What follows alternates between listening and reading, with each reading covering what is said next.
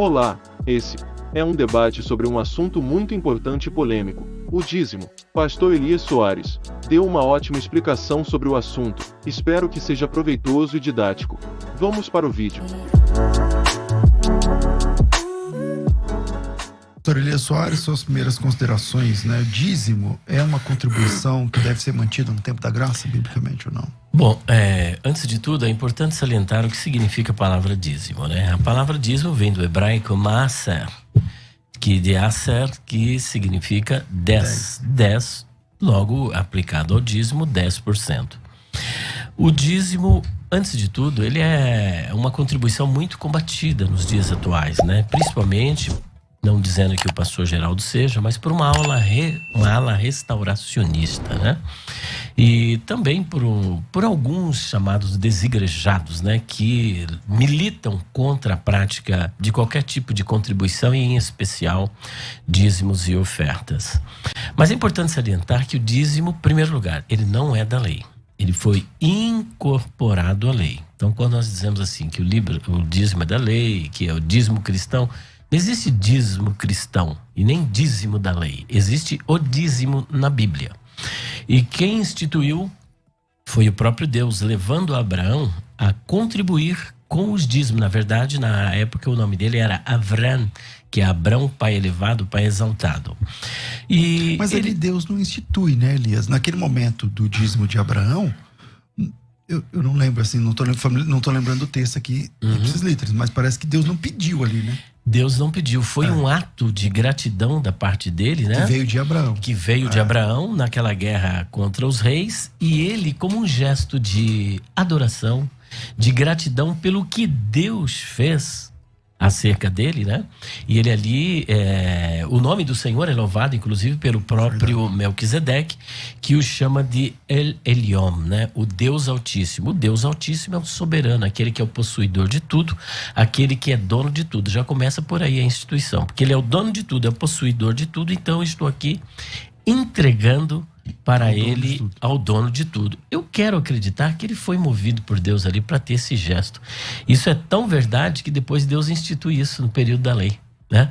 E é interessante que ele entrega o dízimo para Melquisedeque. Há quem diga na internet que Abraão não deu o dízimo para Melquisedeque, né? Que foi o contrário, Melquisedeque entregou o dízimo para Abraão.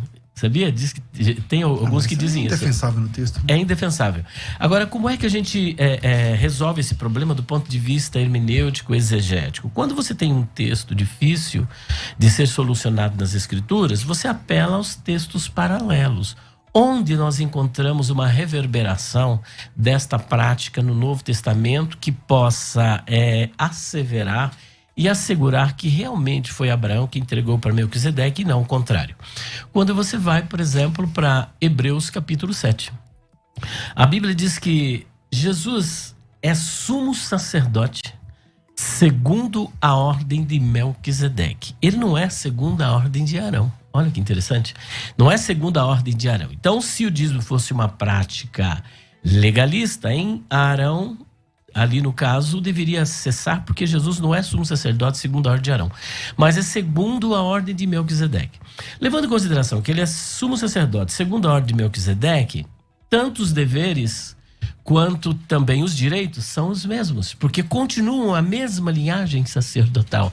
Assim como todo o sacerdócio, desde Arão até Abias, tinham o mesmo direito, era uma mesma prática, da mesma sorte, há um outro sacerdote que não tem substituto, porque é somente Jesus, se ele é segundo a ordem de Melquisedeque. E Melquisedeque recebeu os dízimos, é fato que Jesus continua recebendo os dízimos.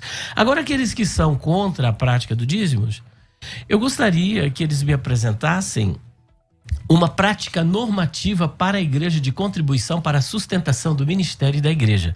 Se existir esse texto como normativo, eu termino o debate agora.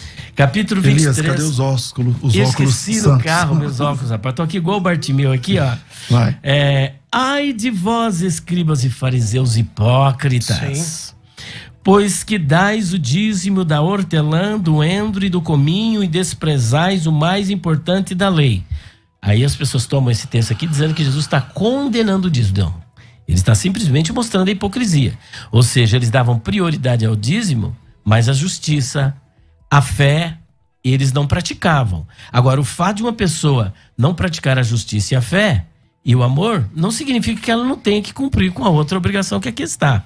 E é justamente o que Jesus diz no final. Olha só.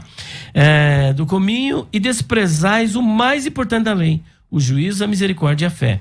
Deveis, porém, fazer essas coisas e não omitir aquelas. Ele está dando a ordem. Sim, mas serve para graça? Não, mas pera um pouquinho. Quem falou aqui? Jesus, certo? Jesus, sim. Jesus disse, mandou fazer isso aqui.